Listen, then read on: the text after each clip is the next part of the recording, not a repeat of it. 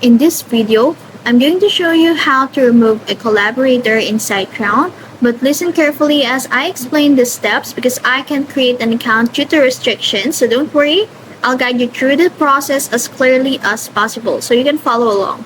So first, make sure you are on the official website of SiteGround. Now, on the upper right corner, you will see the login.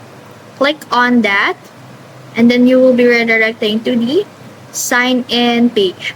Now, enter your username or email and then click the next button. So, assumingly we have access to the SiteGround. So, once logged in, go to the websites tab and then look for the website where you added the collaborator. Click on the manage to access your site settings, and then inside the management panel, find the users or collaborators option. This is where you see all the people who have access to your website. And then after that, locate the collaborator's name or email address in the list. And then click the remove or delete button next to their name.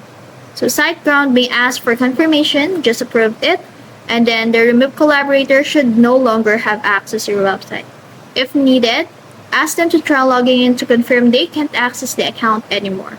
And that's it. That's how you remove a collaborator in SiteGround.